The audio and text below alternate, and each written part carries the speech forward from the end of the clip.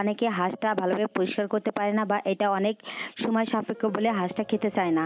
তাদের জন্য আজ আমার এই ভিডিওটি। যারা হাঁস খেতে খুব পছন্দ করে কিন্তু পরিষ্কার করার ভয়ে এটা খেতে চায় না, তাদের জন্য এই ভিডিওটি। A to Z হাঁস পরিষ্কার করার সকল পদ্ধতি এখানে রয়েছে। একটা পাত্রে আমি গরম পানি করছিলাম।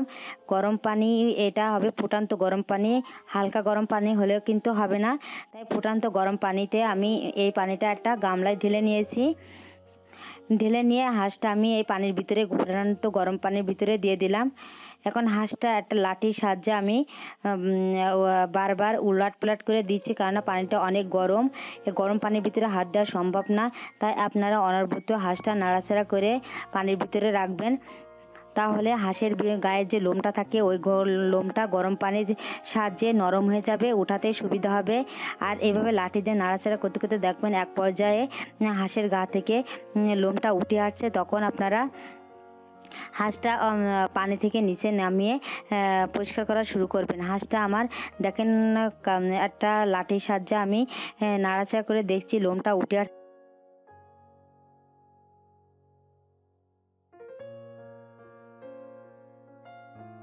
এখন আমি এই হাঁসটা নিচে নামিয়ে নিলাম, নিয়ে এখন আমি লোমটা উঠানো শুরু করব। দেখেন না, আমি প্রথমে পাটা পরিষ্কার করে নিলাম। পায়ের উপরে একটা হালকা আবরণ থাকে হলুদ রঙের, এটা পরিষ্কার করে নেবেন আগে, কারণ ঠান্ডা হয়ে গেলে এটা উঠতে চায় না। তারপরে আপনারা হাঁসের দুটো ডানা থাকে, ডানার যে লম্বা লম্বা থাকে সেগুলো উঠিয়ে নেবেন। ওগুলো খুব শক্ত থাকে, আগে থেকে উঠিয়ে নিলে কিন্তু ওটা খুব সহজভাবে উঠে আসে। দেখেন গরম পানিতে হাঁসটা দেওয়ার ফলে হাঁসের যে পশমগুলো আছে কতটা নরম হয়ে গেছে।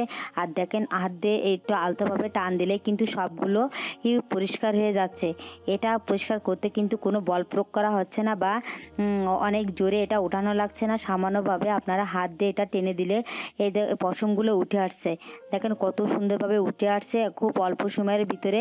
দেখেন হাঁসের লোমটা কীভাবে উঠে আসছে। আপনাদের কিন্তু এভাবে পরিষ্কার করলে কিন্তু বেশি সময় লাগবে না। যারা অনেক কর্মব্যস্ত থাকেন কিন্তু হাঁস খেতে ভালো লাগে, তারা কিন্তু আমার এই পদ্ধতিতে হাঁসটা পরিষ্কার করলে 10 মিনিটের ভিতরে আপনার এই হাঁসটা একেবারে পরিষ্কার করে নিতে পারবেন। বেশি সময় লাগবে না। অনেক সময় হাঁস পরিষ্কার করতে কিন্তু ঘন্টাখানিক লেগে যায়, কিন্তু আমি যেভাবে পরিষ্কার করছি এভাবে পরিষ্কার করলে আপনাদের ঘন্টাখানিক বা আধা ঘন্টা লাগবে না। 10 মিনিটের মাধ্যমে আপনারা এই হাঁসটা পরিষ্কার করে নিতে পারবেন। দেখেন কত সহজে হাঁসের লোমটা উঠে আসছে, একেবারে কোনো ঝামেলা হচ্ছে না এটা উঠাতে। আর আপনারা সবসময় মনে রাখবেন, হাঁসটা যখন পানির ভিতরে দেবেন সে পানিটা যেন ফুটান্ত গরম পানি হয়, তা না হলে কিন্তু হবে না। আর এই ফুটান্ত গরম পানিতে কিন্তু হাঁসটা আপনারা বেশিক্ষণ চুবিয়ে রাখবেন না। বেশিক্ষণ চুবিয়ে রাখলে কিন্তু হাঁসটা সিদ্ধ হয়ে যাবে, মাংসটা খেতে কিন্তু ভালো লাগবে না। পানির ভিতরে দিয়ে হাঁসটা কিছুক্ষণ নাড়াচাড়া করে আপনারা দেখবেন যখন লোমটা উঠে আসছে ইজিভাবে, তখন আপনারা ওটা গরম পানি থেকে নামিয়ে নেবেন। তাহলে কিন্তু আপনাদের হাঁসটা সিদ্ধ হওয়ার ভয় থাকবে না।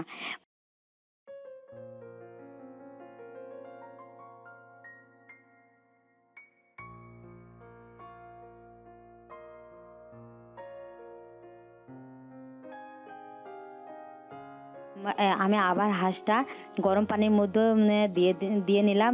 দেখেন গরম পানির ভিতরে আবার হাঁসটা চুবানোর পরে হাঁসের গায়ের উপরে উঠানো যে আগলা পশমগুলো ছিল সেগুলো কিন্তু পরিষ্কার হয়ে গেছে। আর এখন কিন্তু আর বেশি পশমের ভিতরে নেই। দেখেন একেবারে প্রথম ধাপে কতটা পরিষ্কার হয়ে গেছে। আপনারা খেয়াল রাখবেন যে হাঁসের ডানার নিচে কিন্তু কুচি কুচি প্রচুর পরিমাণ পশম থাকে, সেটা আপনারা ভালোভাবে পরিষ্কার করে নেবেন।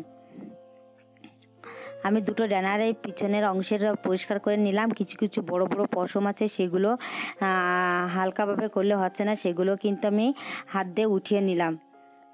আবার দেখবেন হাঁসের যে পা থাকে, পায়ের ওই যে ভিতরে খোল থাকে তার ভিতরেও কিন্তু অনেকটা ময়লা থাকে, সেটাও কিন্তু আপনারা খেয়াল করে ওটা পরিষ্কার করবেন। দেখেন হাঁসটা পরিষ্কার করতে কিন্তু আমার বেশি সময় লাগছে না। একবার পরিষ্কার করছি কতটা ভালো পরিষ্কার হয়ে গেছে। আবার এবার দ্বিতীয় ধাপে পরিষ্কার করছি, দেখেন অনেকটা ভালোভাবে পরিষ্কার হয়েছে। এখন আমি ছোট্ট ছোট্ট কুচো লোমগুলো পরিষ্কার করছি।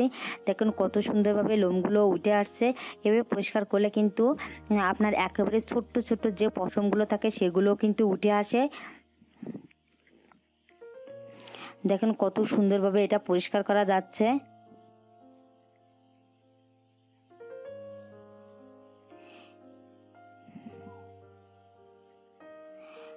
আরও খেয়াল রাখবেন, হাঁসের গলায় কিন্তু প্রচুর পরিমাণ পশম থাকে। এই পশমগুলো আপনারা ভালোভাবে একটু পরিষ্কার করে নেবেন। দেখেন এই ছোট্ট ছোট্ট হাঁসের গলায় কিন্তু প্রচুর ছোট ছোট কালো কালো পশম থাকে। তাই দেখেন কত ভালোভাবে পরিষ্কার হয়ে গেছে কালো কালো পশমগুলো, সেগুলো কিন্তু আর দেখা যাচ্ছে না। দেখেন কতটা ভালোভাবে পশমগুলো পরিষ্কার হয়েছে। আপনারা খেয়াল করেন, সচরাচর কিন্তু অন্যভাবে পরিষ্কার করলে এই কালো পশমগুলো ওঠে না। অনেকেই হাঁসটা আগুনে পুড়িয়ে পরিষ্কার করে, ওইভাবে পরিষ্কার করলে কিন্তু হাঁসটা কালো হয়ে যায়। আর মাংস কিন্তু ধুমো ধুমো গন্ধ করে, খেতে কিন্তু ভালো লাগে না। আবার মাংসটাও সিদ্ধ সিদ্ধ হয়ে যায়।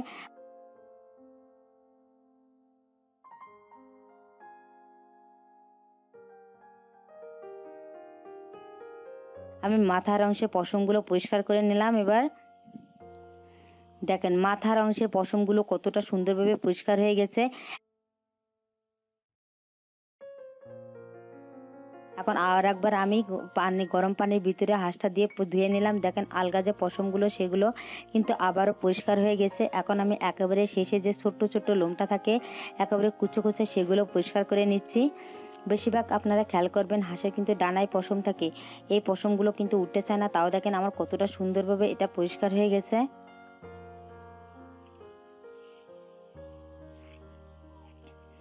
দেখেন আর কোনো কিন্তু পশমের ভিতরে নেই। তারপরে আপনারা খেয়াল করবেন, একদম শেষ পর্যায়ে এসে দেখবেন হাঁসের গায়ে কিন্তু এক ধরনের পাতলা হলুদ রঙের আবরণ থাকে। সেটা কিন্তু হাত দিয়ে এরকমভাবে ঘষে ঘষে উঠিয়ে দেবেন।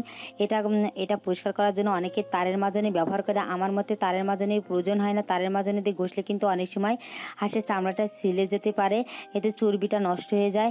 তাই আপনারা তারের মাজনি না ব্যবহার করে হাতে তালু দিয়ে ঘষা দেবেন। ঘষা দিলেই দেখবেন এই পাতলা হলুদ আবরণটা উঠে যায়। ওটা কিন্তু থাকলে এটা একটা ময়লা, এটা থাকলে কিন্তু হাঁসের মাংস খাওয়া যায় না।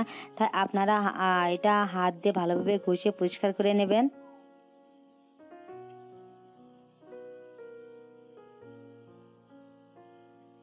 এই যে আমি ভালোভাবে এটা পরিষ্কার করে নিচ্ছি।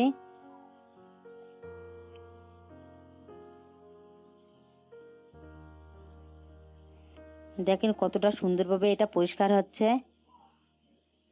তাই যারা হাঁস খেতে ভালোবাসেন তারা কিন্তু আমার এই পদ্ধতিতে হাঁসটা ভালোভাবে পরিষ্কার করার জন্য আমার এই পদ্ধতিটা ফলো করতে পারেন। অল্প সময়ের ভিতরে কিন্তু এটা আপনারা পরিষ্কার করে নিতে পারবেন। এমন অনেকেই আছে যে চাকরি করে, তাদের সময় খুব কম, কিন্তু তারাও হাঁস খেতে ভালোবাসে, কিন্তু সময় কমের কারণে হাঁস পরিষ্কার করার ভয়ে এটা কিনে খেতে চায় না। তারা কিন্তু আমার এই পদ্ধতি ফলো করলে খুব অল্প সময়ের ভিতরে হাঁসটা ভালোভাবে পরিষ্কার করে নিতে পারবেন। হাঁসের আমার সবগুলো লোম পশম উঠানো হয়ে গেছে। এখন আর একটু হলুদ অংশ আছে, সেগুলো আমি করে নিলাম, ভালোভাবে ঘষে নিচ্ছি। দেখেন আমি ভালোভাবে হাত দিয়ে এটা ঘষে ঘষে নিচ্ছি, ঘষে সব হলুদ আবরণগুলো উঠিয়ে নিচ্ছি। খেয়াল করবেন আপনারা, হাঁসের গলায় কিন্তু প্রচুর পরিমাণ কালো কালো ছোটো ছোটো কুচে থাকে, সেগুলো ভালোভাবে আস্তে আস্তে পরিষ্কার করে নেবেন। হাঁসটা আমার পরিষ্কার করা হয়ে গেছে। এখন আর একবার আমি পরিষ্কার করব। ওটা আবার একটু গরম পানির ভিতরে আমি ধুয়ে নিলাম। ধুয়ে যে আগলা পশমগুলো ছিল সেগুলো আমি পরিষ্কার করে নিলাম।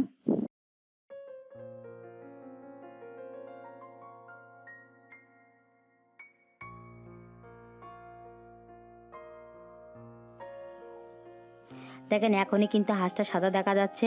এখন আমি হাঁসটা একটু উনিশশো গরম পানি দিয়ে আবার একটু ধুয়ে নিলাম। ধুয়ে গলার কাছে আর কিছুটা ময়লা আছে সেটা আমি পরিষ্কার করে নিচ্ছি।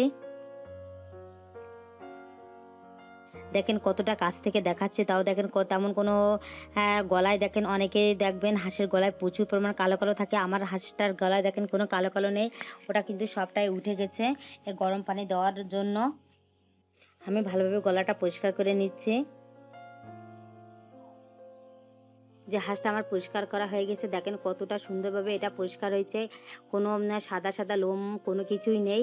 এই হাঁসের গায়ে এক ধরনের ছোট্ট ছোট্ট লোম থাকে, এটার জন্য অনেকে আবার এটা পুড়িয়ে নেয়। আমি কিন্তু পুড়িয়ে নিইনি, তাও দেখেন কত সুন্দরভাবে পরিষ্কার হয়েছে। কোনো সাদা পশম কিন্তু এখানে নেই, একেবারে পারফেক্টভাবে ধপধপে সাদা হয়ে গেছে। এটা পরিষ্কার হয়ে অনেক সময় আপনারা গরম চুলায় এটা সেঁক দিলে কিন্তু কালো হয়ে যায়, ধোঁয়া ধোঁয়া গন্ধ করে। তাই আপনারা এ পর্যায়ে এসে এটা কিন্তু চুলায় সেঁক দেবেন না।